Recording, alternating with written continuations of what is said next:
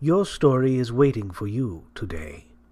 Your story has something new to say. But your story will only come out to play when you're alone. Alone. Alone in a room with invisible people. The following episode may contain swearing. Alone in a Room with Invisible People is brought to you by hollyswritingclasses.com. Just a brief note before the episode begins. While my energy might seem low and I might not seem excited to be there, I was very, very happy and very, very excited by the whole process. I feel that it's important to note because it is so important that our voices come across with the excitement that we have, and usually that's not a problem. However, I am on medication for infertility, something that I share openly pretty much across the board. And the medication has had one of the side effects, which left me with a little bit of insomnia last night. So I was very tired. It also had other side effects, like hot flashes and other things, and headaches while we were doing the show. So while it might not sound like I was 100% there, I really and truly was. And I was very, very excited by everything that I got. Thank you very much. Enjoy the episode. Hi, my name is Rebecca Galardo, and I'm the host of Alone in a Room with Invisible People. I'm here with author and teacher Holly Lisle, and today is our second week in a row doing a kind of live brainstorm. What we did last week was we came up with some spontaneous idea generation. This is episode 4, and you can download the worksheets that Becca and I used to come up with just basic pieces for ideas. This week, what we are going to be doing after we tell you, what we have been working on personally, I'm going to do a consult with Becky and help her come up with a story idea that she really wants to write and is excited about. Well, I'm actually ready to get into it because all this week as I've been running errands, or it's funny how your brain works.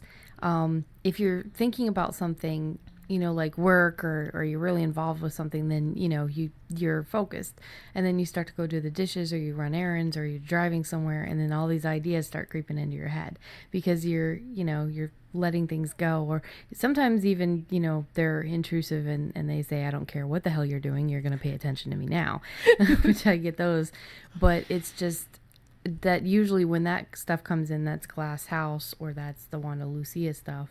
And this week it's just been this story just popping up into my head. So I'm absolutely ready to go for this. Cool. So I guess as far as what we've been doing all week, that's pretty much it. That I've had some art projects, but writing wise, I'm trying to take a full week to adjust fully with the side effects from the infertility medication, the Clomid, which is, making me a little bit weird and off. Get some work done, do personal things. Yeah. And get back to my stuff. So what have you been doing? This week, fiction-wise, has been like dragging yourself by your lips across a field of broken glass. It has not been fun. I discovered in The Owner's Tale that I had, I guess, misremembered would be the kind way to put that, the backstory for the owner. And I knew the early backstory. Well, I was able to make up the early backstory from pretty much whole cloth.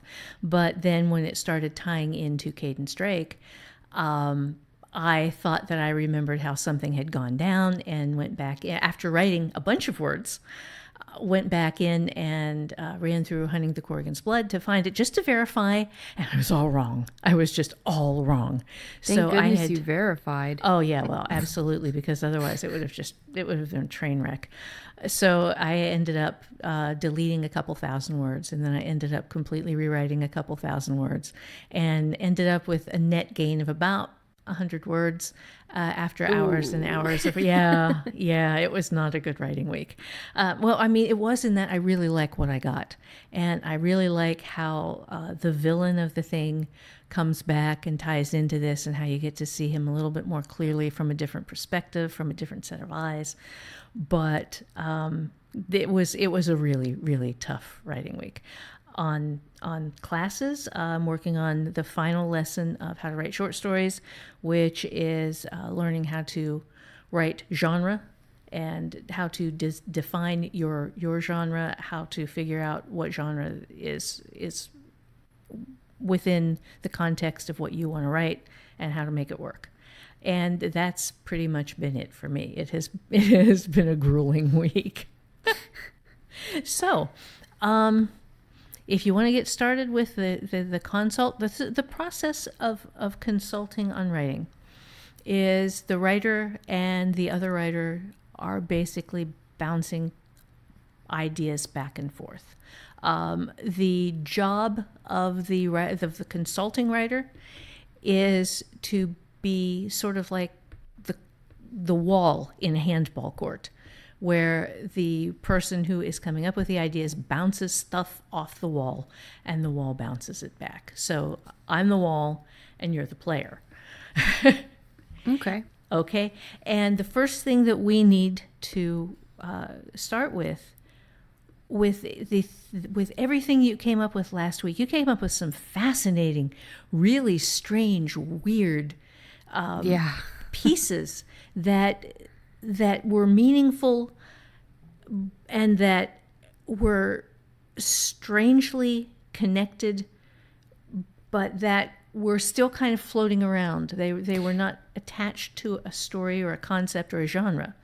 So I can even say that when I went back through, there were things connected that I didn't even know that they were connected.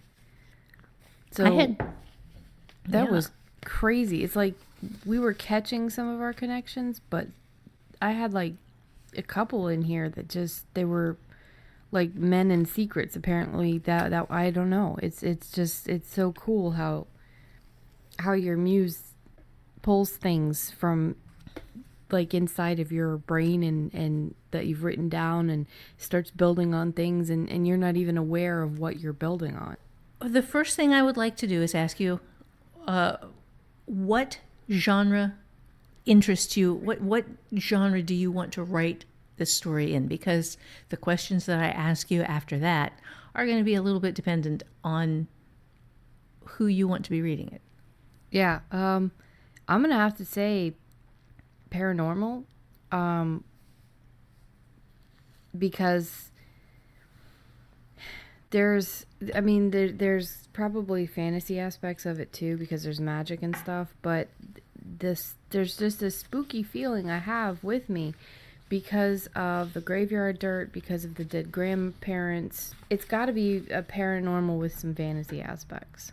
Okay. Are you at this point looking at doing this as a short story? I know that you're working through the short story class right now, but I know that your last thing that you did was a novel. So yeah, I'm looking at making this a short story. I want it to be. I've already decided it's got to be in like my Fulton Hills series. Nice. Just because of how weird this is coming, out from my head. So I sound all choppy, but that's another thing too, is when I apologize for how stilted our conversation might sound, but again, this is brainstorming, so you kind of have to process a lot of stuff. Yes. The questions are difficult to answer, and you have to kind of pause while you're thinking through them, because stuff doesn't come out automatically. No, definitely want to keep it under probably about 10,000 words. Okay, so 10,000 word stories. So basically, in a 10,000 word story, you have enough room for maybe 3 main characters and 1 main plot and maybe 1 subplot. It's going to need to be fairly tight. So you have mentioned the thing that caught my eye was the connection between love and graveyard dirt. And that just stuck in my head. That stuck in my head last week. It was the first thing that caught my mind when I came back into this today to get ready and to prep over my notes and stuff, was okay, there is graveyard dirt showed up in love, and that has to be meaningful. So how can you go about making... Go ahead. Grass mound, the burial mound, was love. Mm-hmm. Right, and then you Graveyard- spun stuff off of that. Graveyard dirt was hate. Unless you're thinking, hold on, let me check my... Oh, okay, I see what you mean. On the on the love page. On the love page, right, exactly. Well, when I did the conflict generator worksheet too, grass mound burial was love. Mm-hmm. And then graveyard dirt, the obstacle was hate. Right. So how... it's just weird. Well, yeah, it is. But the fact that there is graveyard dirt, it makes me think that this could be some huge tie-in to maybe a love subplot. This, and I know Fulton Hills has a romantic basis. The whole Fulton Hills universe is built around paranormal, but it also, the characters, there is some romance in it. I know it's not pure romance. Right, it's more paranormal, but most of them I did originally want to have some romances in them. Mm-hmm. The Glass Hills or the Glass House books are it's kind of like the long game romance. But yeah, there is romance in them, and I'm thinking, and I guess that's just because of me, because I'm a hopeless romantic, and I'm a sucker for love stories, good ones. So there is one here. The grandfather was absolutely in love with the grandmother. She died before the main character was born. The main character is like 26, I think. I think that's what her age was written down. And the entire time she's been alive, her grandfather has been single and hasn't dated, none of that. And when he dies, he's not buried in the one place what makes sense, the one place he wanted to be buried. He absolutely refused it. He put it in his will. He said, "Do not bury me with her." And the reason is because of graveyard dirt. And I don't know how that ties in. I don't know what the reasoning is. But I'm thinking that the ending should definitely be the main character having her grandfather moved into the same burial plot as her grandmother. Mm-hmm. But I don't know. I don't know. Well, several horror ideas just popped into my mind, but that's where my mind tends to go anyway. Well, plus this is about how to pull this stuff out of somebody else, not your own expectation. The job of the wall is to bounce stuff back. So I can throw out things that appear in my mind. Things like, well, that sounds like a horror element to me. Then your job is either to say, okay, well, that kind of fits, or no, it isn't horror because of this. Yeah. So well, there's this fine line, and you're really good at it, because with the octopus map, you helped so much with Glass House, and it changed the entire. It didn't change it. It opened the entire series to me, and it gave me plots for every single one of the books, which was amazing.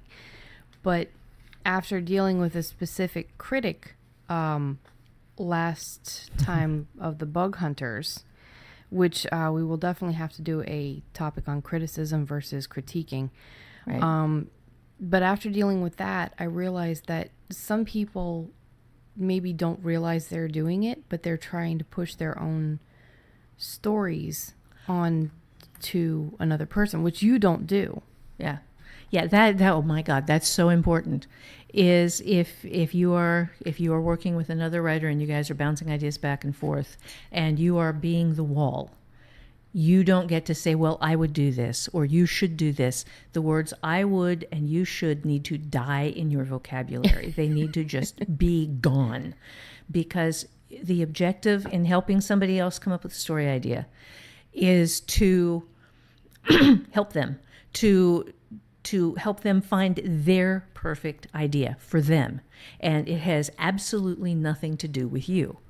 So when I am saying, wow, okay, that sounds like this to me, then Becca's job is to go, okay, well, I can see where it would go that way, but because this is the kind of story I write, or because this is the kind of story I want to write, it needs to go towards romance, or it needs to go towards paranormal, or it needs to go towards this humor or something that fits within the genre as she sees it and not as I see it. But also, as the writer in this, or as the player against the wall, you need to have an open-mindedness, because if your wall is throwing something back at you and saying, well, this seems like it would matter, or this is a really strong element that struck me, maybe you need to pay attention. Maybe don't pigeonhole yourself into something because it's more familiar or something. Just be willing to look at the things. And if you guys have any interest in this, we can maybe do a worksheet or something just describing the rules for the wall and for the player. Just a page or two, just to let you guys know, because this is a really, really amazing thing that we'll get into pretty much right now. But I felt like it was very important, especially after dealing with that one specific bug hunter that didn't do a bug hunt, that I needed to make sure that you guys know, don't push your ideas on your player if you're the wall. Right. But you'll see how Holly does stuff. Okay, so let's get back to that. I bounced horror at you. So now. Yeah, and I like that. I like that because it feels, because of the graveyard dirt and the mound and the fact that he died. I think that there are certain small horror elements, which isn't bad, but I want to focus more on the paranormal with maybe a few chills instead of, outright scares. Okay, so then let's look at the mound. Okay, and kind of what kind of things could be in, on, around, under, or related to the mound? Well, we know that she's in there. Right.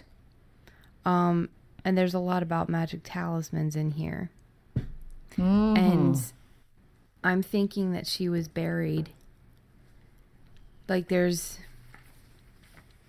things like rain in jars, but I like the idea of her being buried with some magic talismans, that maybe when they buried her initially, they took some of her magic stuff that she had in her will, or that her husband knew needed to go with her, and buried her with all of these things. But maybe he accidentally grabbed something that was put there by maybe her murderer, and they didn't know she was murdered. Yeah, I didn't know she was murdered until just right then. Wow. But okay. She might have been murdered, or maybe somebody is trying to I don't know. There has to be a reason for somebody to have put, maybe there's a jar of someone else's graveyard dirt buried with her. Okay. But then you'd wonder whose grave. Well, yeah. Or, okay, something that occurs to me, if you have your talismans in there with her, you have her in there, and one of the things that I vaguely remember from walking through Fulton Hills with you before is that there's a sort of contamination in the area. That a magical, the area is magically contaminated. Yeah, and it's bleeding off into standing river and... Right. Yeah. But that particular area is a high magic area. So maybe it is because the mound has these things in it, that there is a special contamination, something growing in there, or something, not like a monster or something, but some... No, some But yeah, force or power that, I don't know, is she was the sensitive one. Does he know anything about this, the grandfather? yeah, especially considering the fact that I'm placing them in Fulton Hills, he's a Fulton Hills old timer, which means that I would say probably both of them are, which means, they can trace their lineage back, many years in Fulton Hills. And actually what you were saying, I kind of like the idea that maybe because Fulton Hills also has Native Americans that have kept a certain amount of their land, and they have their own area, and I've got names for them and everything. And I kind of like the idea of something involving them and the magic runoff. It's just very confusing in my head. But what kind of conflicts can I pull out if there's this magical? Maybe all of the talismans and stuff were supposed to protect her gravesite. So maybe these are regular Fulton Hills talismans that magic people use. Okay. But somebody screwed it up on purpose. Oh, okay. Okay, that is a good concept, and then that generates the question, why? To what end? Yeah. Okay. So let me write this down. Sure. Okay, so I'm thinking, so we know somebody added graveyard dirt in. I'm thinking, because we were wondering, like, whose graveyard dirt. I'm thinking it should be a Native American, maybe someone from, and I call them the Noho. Their name is actually really a lot longer, but that's what the Fulton Hills call the Native Americans in the area, is Noho. So, Okay. and that name could change. I don't know. Sure. But yeah, so I'm thinking somebody added graveyard dirt from a Noho's grave, or from the Noho community burial area. Okay. All right. So the other question is, if you are putting talismans in a grave with a body who's already dead, and you are doing it to protect a dead body, what are you protecting the dead body from? Yeah. Well, because there's this magic runoff, I think that it's not every single person is buried with the same talismans. There is this history in Fulton Hills where a lot of cultures have their own, like, weird little things that they do. And Fulton Hills, I've been working hard recently, well, ever since I was 19, I guess, just building little things here and there with Fulton Hills. And one of the things that they have their own culture, and I'm thinking that everybody should be buried with something. Like, it's just a Fulton Hills tradition that when somebody is buried, they're buried with such and such. And it could just be a crystal. It could just be quartz. It could just be something, but I need to look into what exactly, because different crystals have different properties. Different herbs have different properties. So I need to find out what the Fulton Hills standard is. Mm-hmm. I'm writing this down. Okay. And of course, my brain would have brought me back to writing Fulton Hills somehow. Can't write Glass House, but I still got to get in there somehow. So then the Fulton Hills standard is kind of like every other culture that has little tiny things that they came from bigger things. Right. So, like, it's kind of like this pair of jeans that have been washed out. It's just what's left after years and years and years. So the original would be probably these magic people who maybe got it from the Noho originally, or, who knows. But so we'd be protecting the bodies, I think, from being used. Because the very first story I came up with when I was 19 was the idea that this man who had lost his wife in a house fire moved to Fulton Hills, and he was lost, and there's this weird kid running around taking pictures, and she's maybe 16, 17, and they kind of have a bond, and he, I think, ends up hiring her to do work at his business, but there's a cult, and the cult is using dead bodies for something. So I'm thinking about going back and maybe utilizing that idea. This is the same cult that is mentioned, by the way, in the Glass House books. Okay, cool. But yeah, so I think maybe it's supposed to protect them from necromancy. Okay, that works, and that definitely has that little horror element again. Yeah, and at the same time, the regular people in Fulton Hills don't know why they do the things they do. They just know, a lot of the old timers there are certain things, there's this that you just can't ignore, like all the dead bodies or all the people dying piling up. But the majority of the people in Fulton Hills just turn a blind eye to it. Wow. Yeah, that's I like that. I like that. I think that is a neat little twist in the world building, is that the vast majority of everyone ignores the monster right under their nose. I like the idea of this just with the burial thing. People do things in Fulton Hills and they don't always know why. It's just that's the culture. That's the standard. That's what we're supposed to do. But okay, so we know protected from necromancy. Mm-hmm. And maybe that's not even part of the story. Maybe that's just the standard for magic people. Right. Maybe she was... Okay, so then he doesn't want to be buried with her. So there has to be a good reason for that too. And if he ends up against his wishes being buried with her, there should be a consequence. Okay, so he's not going to be buried with her. Okay. Definitely, it's going to start off maybe even, I didn't even think about this, but at his funeral. And the main character is very upset because she knows that he wanted to be buried with her, but he absolutely refused to be buried with her. Okay. And she can't find out why.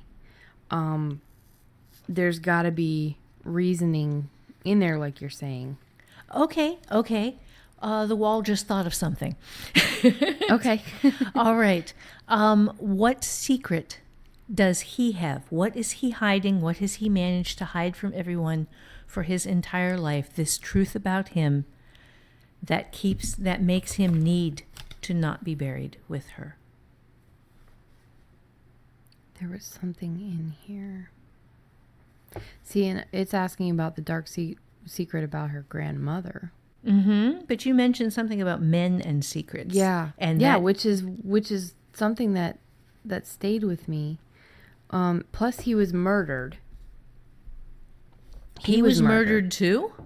Yeah, he was murdered. This says, was killed on a fresh blacktop in summer. The only evidence of murder were scratches, and she dreams of him talking in scratches and clicks. Right, I remember that from last week. We know that there's a dark secret about her grandmother, but there's one about him too that she doesn't know. Mm-hmm. There's pictures of her grandfather on the ocean.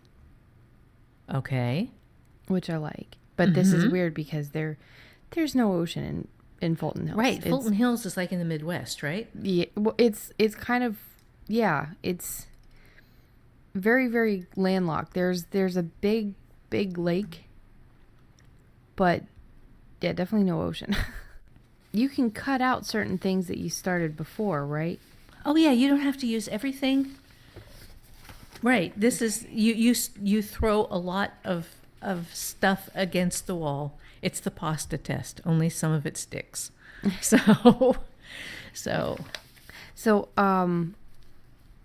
I like the idea that she has to lose, like, loss of control is one of her fears, but she must lose control in order to uncover the hidden secret, which is weird, see hidden motives and what is suffocating her. And then also that she has to give up her blood. And it says, and ties to magic. So she's going to have to give these people up to move on. Maybe what she wants, she learns she doesn't want. Because I'm focusing heavily on the grandparents, but I need to know her motivations first before I can figure anything else out. Right. Originally, she wanted finer things to be on the road. So she wants a lifestyle where she can travel, find a home, move there. But the thing with Fulton Hills is basically that's the trope is that, or that's the thing, you don't leave Fulton Hills. Mm-hmm.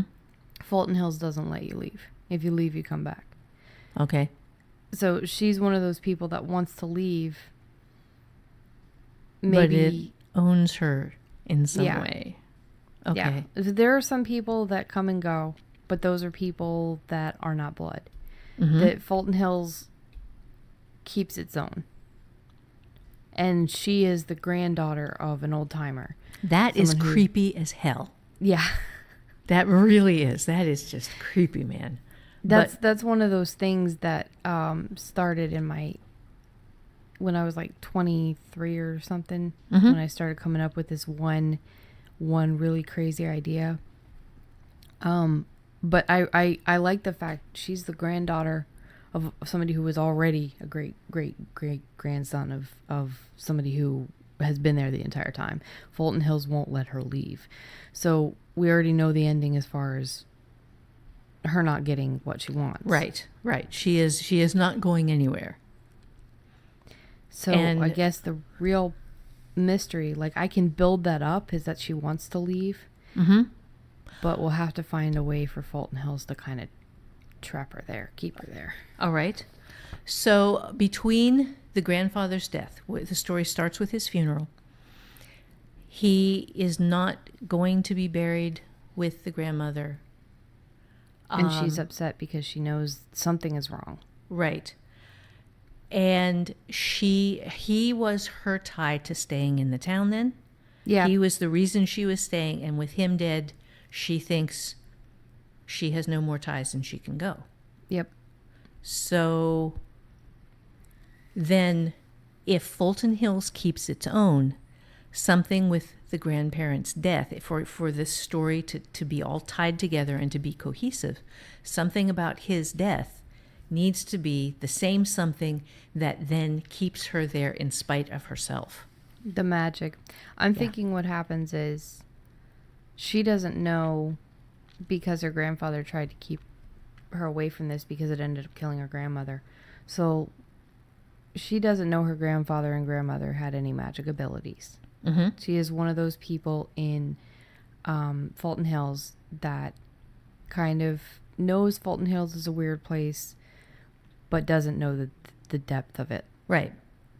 The grandfather, and again, the grandmother has been dead. Maybe the grandmother died when she was born.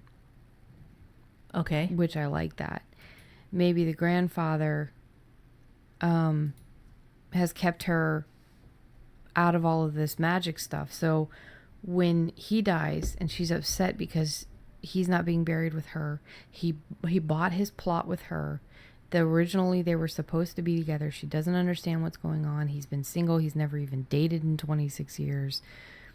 So she goes to sleep and she has these weird dreams. And that's when he's trying to talk to her, but can't because of the scratches, just talking in scratches and clicks. Yeah, that's creepy too. Oh my God. What? Oh, you said he's tied to the ocean. Yeah. Okay. Dolphins communicate in clicks and squeaks, and that's very weird. So I can have him talking in dolphin speak. yeah, but not only that, Really if he creepy. has a secret that's tied to the ocean, is he entirely human? Yeah, I don't like ones where they're not Okay. All right. human or just when it comes to Fulton Hills, it's outside. Okay. I'm not familiar with, completely familiar with your world building there, so I wasn't sure if that was, okay. Okay. Well, I bet you a lot of your readers and listeners would have been like, hell no, he's not entirely human. Go. But yeah, I'm not that big into fantasy with the melding of the peoples. Okay. Then what is his tie to the ocean? Yeah. There was always this picture of him, but it's just her grandfather on the ocean.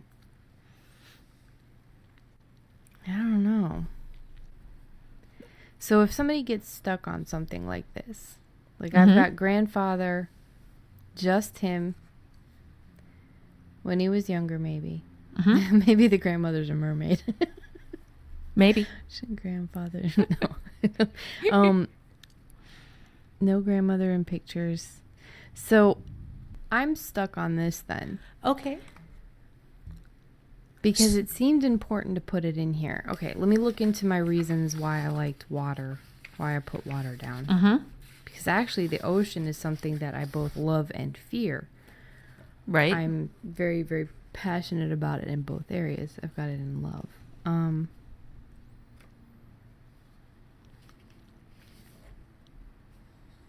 Well, it's nothing but positive in this one. Okay, well then let's look at the granddaughter. And look at the granddaughter's tie to the grandfather, to his secrets, to maybe her own something inexplicable in her life, something that is tied to him that she doesn't understand and can't explain. Maybe a shared passion for someplace she's never been. If he loved the ocean, and she has never been to the ocean and wants to leave Fulton Hills and go. Yeah, that makes sense. Okay. Because she bonded so hugely with her grandfather. So all of the pictures of him on the ocean would be symbolic for her. Yeah. As to getting out of Fulton Hills, traveling. Yes, this vast expanse of open freedom space just that goes on forever. Yeah, and Fulton Hills is very green, very lush, very... Maybe that's her driving force. That's her motivation. And I'm thinking that the secret that he's kept is... Because in my head, he's this really heartbroken, good guy. So he's not got a dark secret, but the grandmother did or does. Okay. His secret would be more or less just keeping I don't know why the name Haley keeps popping up, so I guess her name is just going to be Haley now. Okay. Just keeping Haley out of the bad past, because he knows specifically that she's not going to be able to get out, that the idea of her being able to leave is so minute that he's trying to give her every chance he can, not letting her use. Maybe she has this same bloodline as you know, her grandmother. Maybe she has these certain powers. Okay. And he's always tried to keep her from using them.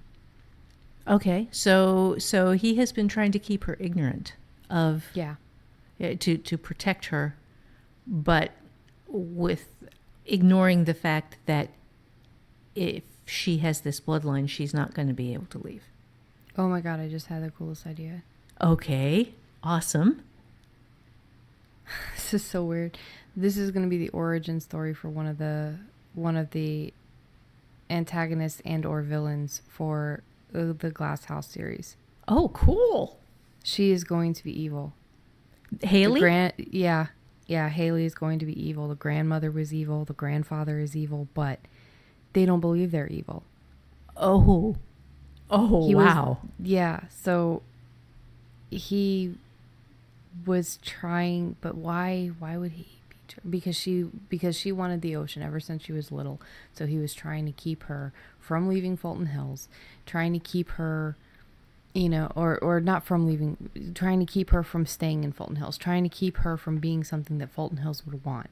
So maybe he's even put like little spells on her, little things to protect her, little things here and there, and whatever got him, maybe they found out that she was something Fulton Hills wanted. So they killed him in order to get to her.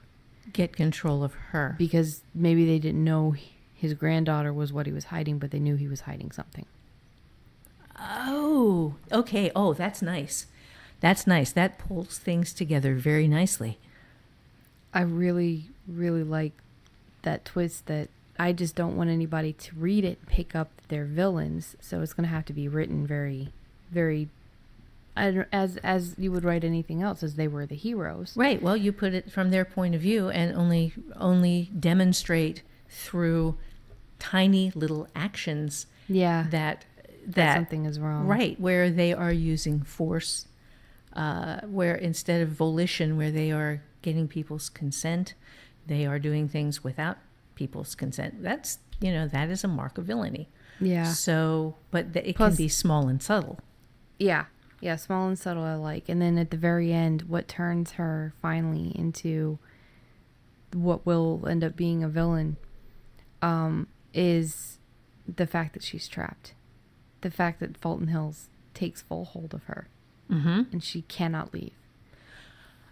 Okay, and there is one other thing that you said that I think might tie into this, is that the grandfather wanted to be buried with the grandmother, but wasn't going to be. Yeah, maybe he doesn't get buried with her now. Well, maybe he had if he had not been buried with her, Haley would not have been discovered for what she was, but because she decided to ignore his wishes and have him buried with her, that's the connection of the powers that outs her.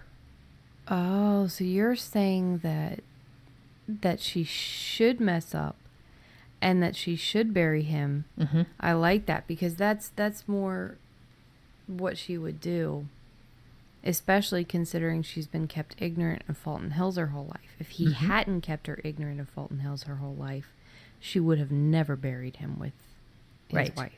Right. Okay, so I like that. But the putting of those two powers together.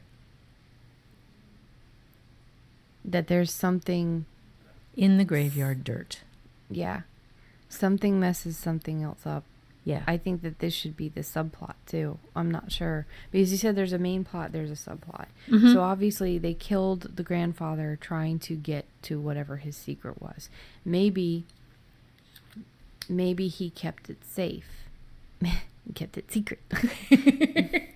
Maybe even after he died, they couldn't find what he was hiding. Right. Until she buried him with her grandmother and didn't follow the rites and the traditions and stuff in his, because, he's just a silly old man and, I love my grandfather, but he was quirky. And quirky. Yeah. And then bam. Mm-hmm. So I'll have to figure out what kind of problems this creates too. Changing page here. So far I've got that grandfather is killed in a very strange manner. On the fresh blacktop in summer. Can't tell that he was dead, that he was killed by anything except for some scratches. And they're very deep and odd scratches. That's why they're standing out. But they know he was murdered. So she buries him and she does not follow his wishes and buries him with her grandmother because, so in love and blah, blah, blah, and blah, blah, blah. So, then something isn't right. She doesn't feel right. There's something when he's buried with her, she gets this overwhelming sense of maybe fear and wrongness, and she's being watched from the gravesite, from the burial. That's creepy. Yeah. I don't know who's watching her. Maybe it's who is watching her. So I guess the bad guy watching her would end up being a good guy. Mm-hmm. Well, there's still the question too of who killed the grandfather. Yeah.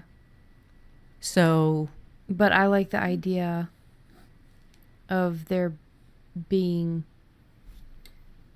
someone else that we think is a bad guy and an antagonist, but ends up being someone who's good. I like that idea.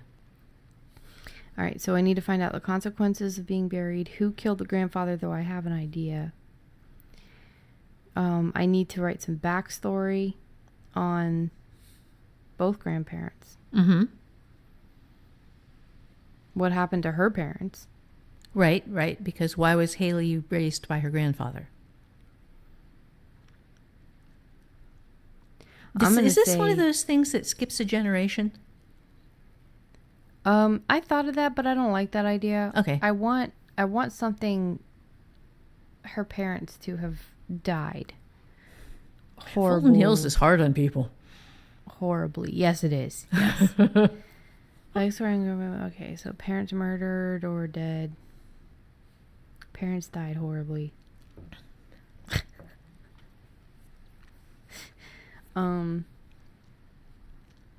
Maybe they were against. Maybe they were just stupid or against the things that, I mean, because just because she's smart and her grandfather was smart and her grandmother was this very powerful, I guess, witch or something, doesn't mean that the kid that they had wasn't, just a mess, just absolute nightmare. Maybe he or she was stupid and married stupid and just evil henchmen. This is true. I don't know. I like the idea of the grandparent killing of their own kids because they were just really, really shitty. God. Really, really, like, you kids are, maybe the grandfather is obviously part of something. Okay. That he's trying to hide. He's trying to hide the granddaughter from. Right. Does you mentioned the cult. Does the cult in Fulton Hills ever do any human sacrificing? Yes. Might that? Yes, okay. So parents died horribly. Human sacrifice. That fits. In order to give the granddaughter power, or? No, but maybe it was to save the granddaughter or something. I don't know. Maybe the granddaughter didn't have anything to do with it. Okay. Because again, this is just the cult. That's what they do. That's actually the part of the first story idea I ever had. I have it written out here somewhere. Is that these people kept being sacrificed. God. Sorry. My head just is trying to pull back from that first book, and I'm trying, because the ghost, after his wife died, his wife would come and talk to him, but in a not happy way. And because of the fire and everything, he went through this traumatic event, and then he starts seeing other ghosts. Well, Fulton Hills, it's not a safe place. There's lots of ghosts around. It's not a great place for a psychic. Oh, yeah. Right. He's getting dickhead ghosts. He's getting funny ghosts. He's getting really super scary as shit ghosts. And it's just, he thinks he's going crazy. And then one of the ghosts is like, it kind of alludes to the fact that he was sacrificed, and the guy is like, but he's dressed in old-timey clothes or something, so he's like, how old are you? Blah, blah, blah. Well, ghosts don't have a concept of time. The next day, he finds out that the person was murdered just last night, even though, and dressed in this cult sacrifice clothing. Okay. So now the dead ghosts are trying to talk to me. Like, no, go away. You're in a different story. I hate when that happens. Yeah. When your stories just start to Yes. No. Yes. That whole alone in a room with invisible people thing again. Yes. And then the invisible people all want to be heard. They're like, wait. I was here first. I'm looking at this, and I okay, so she wants freedom more than anything else. She's not going to get it. Okay, so if the grandfather loved his wife, loved his life in Fulton Hills, loved his powers, why would he be trying to keep his granddaughter out of it? He doesn't think he's bad. Right. He thinks he's a good guy. And he would think that forcing people to do what they didn't want to do would be acceptable if he was doing it, quote unquote, for their own good. For the greater good. Yeah. Yeah. Okay, so he is going to be a cult member and one of the leaders. Okay. Maybe he was afraid that because of her parents being human sacrifices, that taints people. Okay. It doesn't necessarily mark them for human sacrifice. But if your parents were cult members and they were sacrificed, they obviously did some shit to deserve that. Because usually the cult will just go out and get some strangers and be like, all right, sacrifice. Okay. That's fun. Yeah. Yike. So let's back away from the grandfather.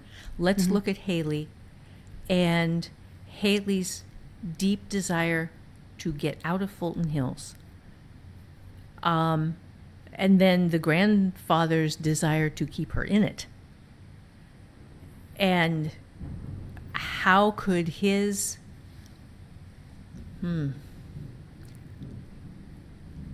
you're looking at is flipping something here where the ocean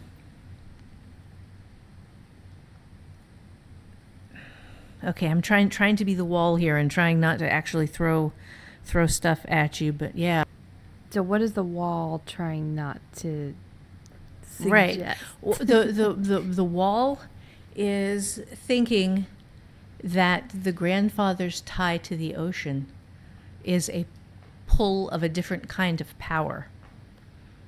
That if she that she is still fluid and she is still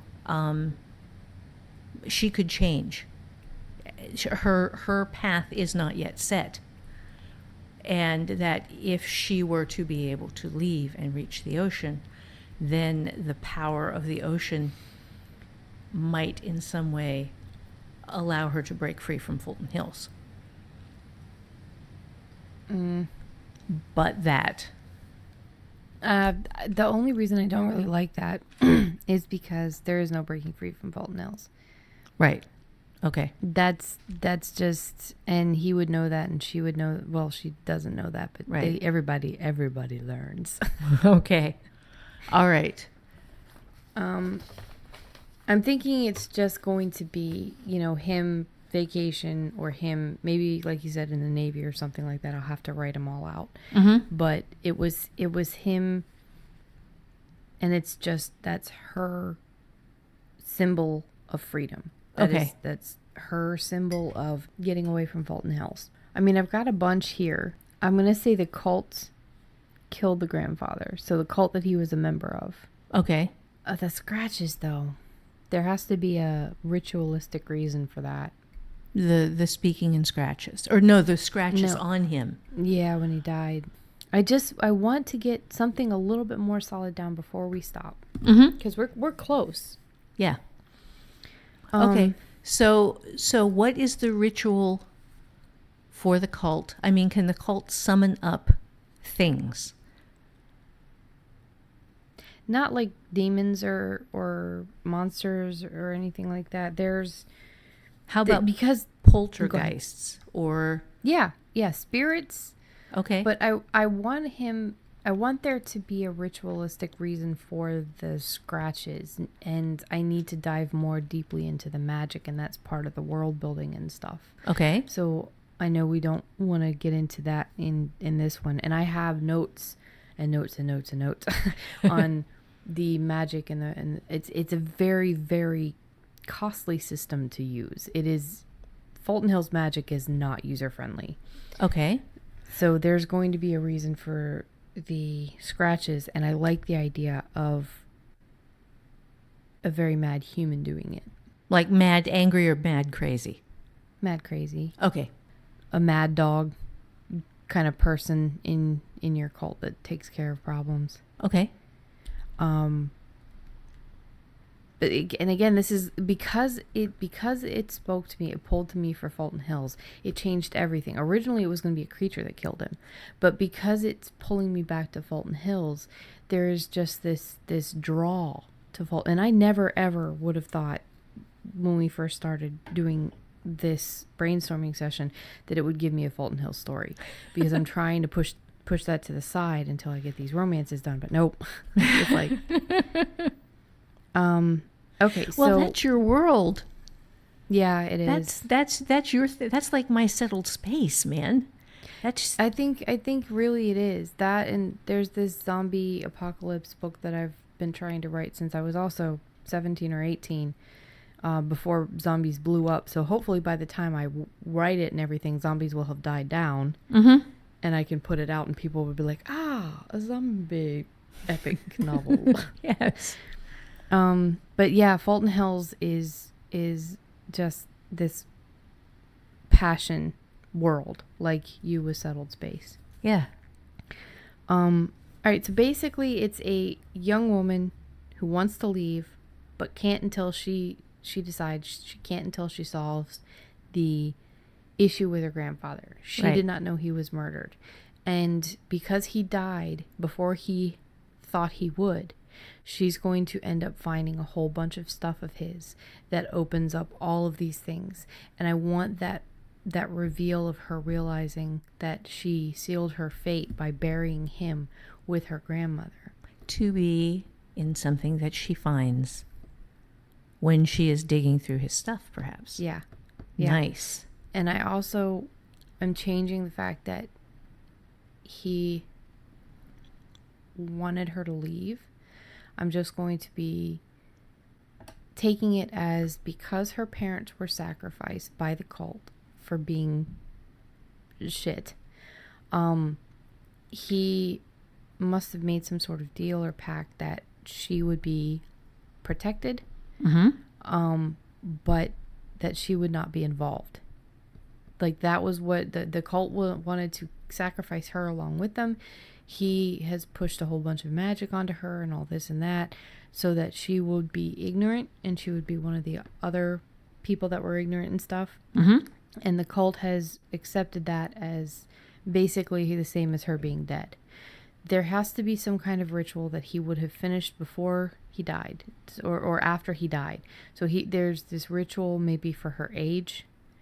Maybe once she reached a certain amount of time, she would be locked out of using her magic and stuff for good. I don't know. Okay. But because Fulton Hills always gets what Fulton Hills wants, despite everybody, including the cult, Fulton Hills wants her and wants her powers. So it all kind of works around. So everybody is working to gain one goal, and Fulton Hills wins by subverting everything they do to get what it wants. Yeah, and I don't think that it's going to be this heavy-handed Fulton Hills is an entity thing, but it's true. Yeah. It's like just these little subtle things I want to have, like some old timer saying something, some NoHo person speaking to one of the other people and explaining like this is, Fulton Hills. It's in more of a reverent way, like right. Fulton Hills is it's a kind of an entity.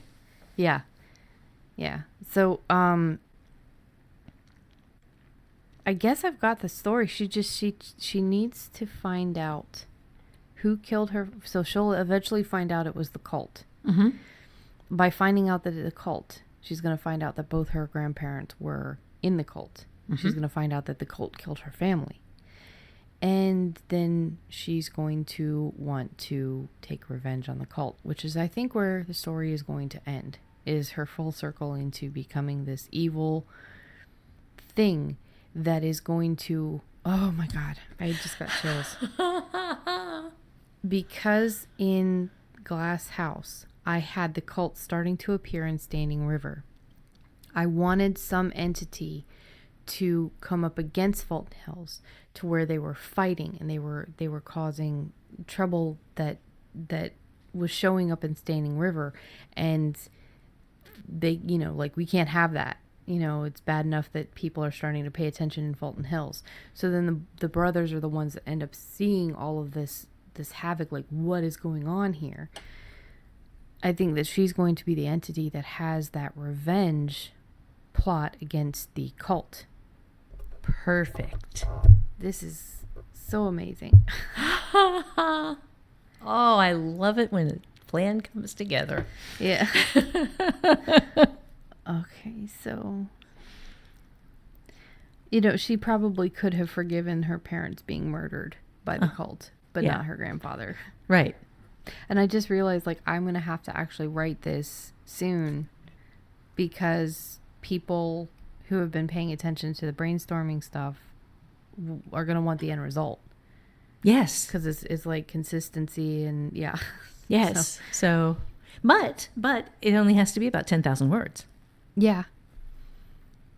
And it gives me my backstory. Mm-hmm. So it's like world building and backstory in a story. Yes. Yes. And this is something you've been working on for several years. And the need for this particular character you've had for 2 years. Yeah. Yeah. And Going on 2 years, yeah. And here's the character you need, filling a slot you needed. And it wasn't planned, it was brainstormed. Nope. Yeah. I love the way this works. Yes. It's crazy. And I don't want everybody else to think, like, if you don't come up with something that fits this well, that the process has failed, because it's definitely not, but it's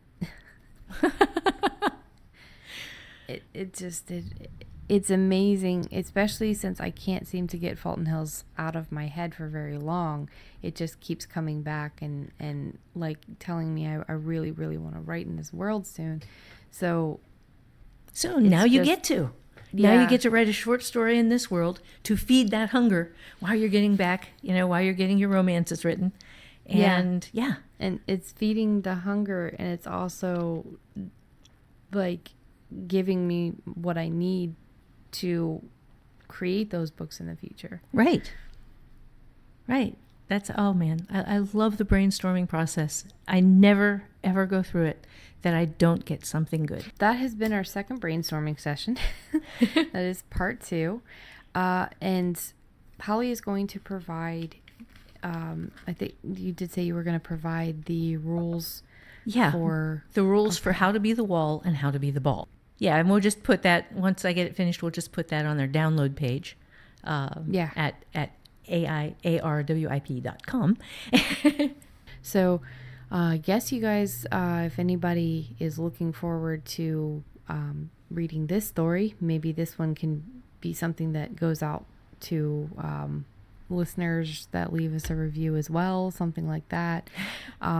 Remember, we do have the offer out that Holly is giving away a short story titled Squick Studies, and I am giving away a short story under 3,000 words. It is a ghost story from my anthology that I'm writing, and either of those are free for reviews that are left on iTunes. We ask if you have any issues with the podcast, let us know first, so that we can maybe fix it. Unfortunately, something like the length of the podcast is not going to be fixed. We are filming some, mini episodes every now and then, but the length of the episodes are what they are because writing is so involved and there's so much that we can talk about with you guys. We try to give you a lot of value in these episodes. So leave us some good reviews on iTunes. Let us know that you've left them. If you love the show, definitely leave us a review. And then email us at show@alonewithinvisiblepeople.com and let us know. We will just have to verify that it was you who left the review. And then I will email you the 2 PDFs. You get both of them. We are on all of the socials at AIARWIP. That is on Instagram and Twitter.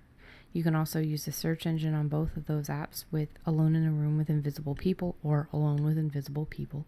I've been hashtagging using both, so hopefully it'll show up. And we are also on Facebook, Alone in a Room with Invisible People. You can listen to us on Podbean, Stitcher, iTunes, and I believe we're about to get on Spotify because we have enough episodes. And you can also visit us at alonewithinvisiblepeople.com if you have any questions or any ideas or any suggestions, or specifically any questions. Just please post them on our actual site. If you are a member of Holly's Patreon, we really appreciate you supporting her in her fiction. Yes, and thank you. You can, she also gives the episodes a day or two early, several days in the case of a mini episode. So you can leave your questions and comments on those as well. But we definitely ask that you try not to comment on Holly's blog necessarily with questions or anything like that. Try to keep it to either the website, the forums, or Patreon. Right. And the very best place to comment is at aloneinaroommwithinvisiblepeople.com. Because, or alonewithinvisiblepeople.com. Right. Or AIARWIP.com. They all go to the same place. And that's our blog. And our blog is the easiest place for us to find your questions. Every place else, they could be missed, and we don't want to miss them because we have had some really fine questions that we are looking forward to answering in upcoming episodes. Yes. So, is there anything else that you'd like to say? I think that wraps it up for me. I will make sure that you have the download for How to Be the Wall and How to Be the Ball, because being able to brainstorm with somebody else, as you can see, gives the person who is doing the brainstorming some traction on getting a story to come together. And it's not hard to do. You don't have to be a writer to help somebody brainstorm. You don't have to, but it really does help to have somebody to bounce ideas off of. Yes, absolutely. It makes such a huge difference. And if you're doing anything and you want to tag us, you can try on Instagram or Twitter. You can use the hashtag AIARWIP, or just tag us in your post if you're going to be doing some crazy brainstorming and you want to let us know. Yes, that would be really cool. Yeah. Yes. And thank you for listening.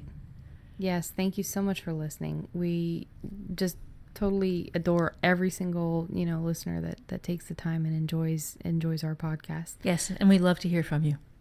Yeah, so I guess we'll see you on the next episode. We'll see you soon. And now, a word from our sponsor. You want to write, you love words, you love fiction, but you don't know where to start or how to middle or where to finish? I do. I'm Holly Lisle, and I've been doing this professionally since 1991. And I know how I did what I did to go pro, and I'll be happy to show you what I've learned.